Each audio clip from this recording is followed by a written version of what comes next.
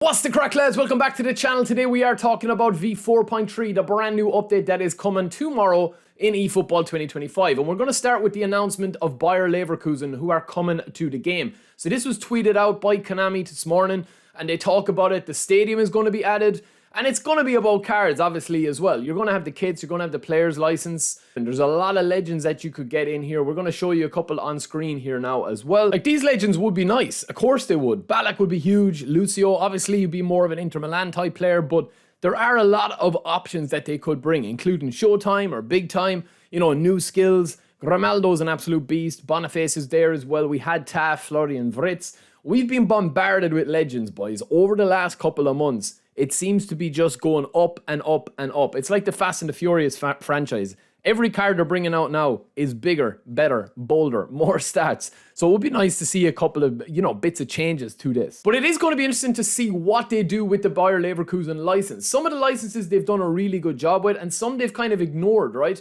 And I would like to see them concentrate on lesser known cards. Yes, you can bring the legends, but let's see what they do into eFootball 2026. Will they gain more licenses? Will they lose some?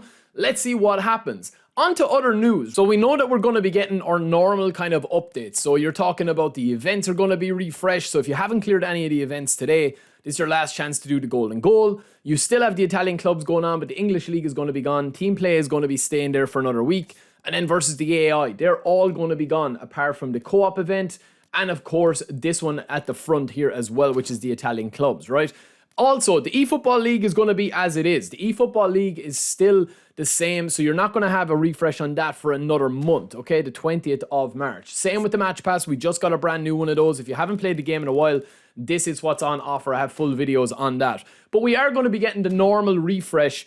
Obviously, the biggest one in terms of offline at the moment is that we are going to be getting a big change to leagues. So Liga BBVA, we talked about the addition of Bayer Leverkusen. Now we're talking about the loss of the Mexican League. So this is going to be gone. The names and the data of Liga BBVA MX, the Mexican League, and several of its clubs will be replaced with eFootball original designs. What does this mean? Simply put, they're not going to have their proper kits, their names, their emblems, the club names, and the club emblems. The team names will be there, but the league name won't. Also, cards are going to be getting a redesign. Talking about card designs, right? Also with this as well, we've got the resetting of some leagues. These are not losing the licenses for this league. I know there's a bit of confusion about that, but they're not losing the licenses for this. They're just getting the player data or the league data reset, okay?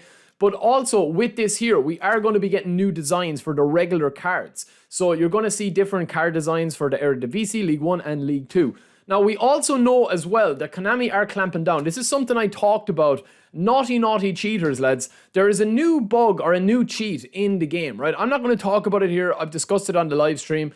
And I know that a lot of people are using it. And you can see here that Konami are honing in on it. And they're saying, like, listen, this is all considered cheating. Participating in a competition using multiple game accounts. Simply put, you have two consoles or you have two accounts and you matchmake with yourself and you let yourself win 20-0, right? That's one way of doing it. How do they find each other in the matchmaking? Well, that's how they do the cheat. Sharing a game account with other users or letting other users use your game account. Simply put, I let somebody log in as me and play as me, and then cheating. Tools. Use of cheat tools such as emulators, intentional manipulation of competition results, and collusion. We have Cannavaro and the boys still ongoing, but we will be getting a brand new player of the week. So we're going to show you the player of the week here. This is what it looks like. Obviously, Konami tease this out all the time, and they do come out. It doesn't take long. Shout out to Arrow for this as well, for the graphic. Player of the week going to be getting a double booster on this, which looks to be Marmouche. And I think that there's going to be a couple of interesting additions to the player of the week going forward. But back to the game, right? Showtime is going to be gone. You will probably expect that to be replaced. And also the Captain Tsubasa campaign is over, so they're going to be gone as well. These are still ongoing, so these are still going to be there. So yeah, let me know what you guys think, right? We're not really going to talk about gameplay, man. We know what's wrong with the gameplay. We know that there's a lot of issues with the gameplay at the moment, right? There's a couple of clips on the screen there.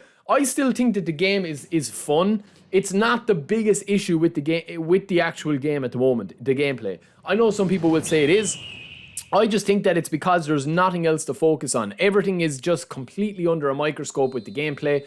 So when you've got a weak gameplay mechanic, such as the auto-defending, when you've got a weak gameplay mechanic, such as the hand-holding and the defensive AI pressure, I do think that that is kind of seen and scrutinized a lot more because there's not really to distract yourself with. You can't come onto this game and play for 5 or 6 hours grinding towards a card or grinding towards an objective like you can in EAFC, which do a really good job with the objectives that they have and the campaigns that they do. So I do think that the game, in my opinion, it will be determined over the next couple of weeks how, and where this game is going to be.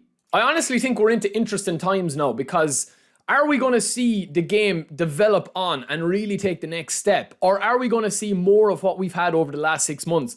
I genuinely think we need to finally see the proper, PS5, next gen, at least content-wise. We're not talking about having photorealistic graphics. It doesn't need to be Forza. It doesn't need to be Red Dead. It doesn't need to be any of these really polished games. It's a football game. It just needs to be very, very clean. I think the colors need a big change. But are we going to see content-wise? Is there going to be a reason to log into this game apart from taking a penalty and dipping and getting your rewards? Is there going to be a reason to actually play this game and grind this game rather than just coming up against, the same types of teams the whole time with very little variety? Let me know what you guys think. Let me know what you guys want. Let me know what you think of the Leverkusen announcement.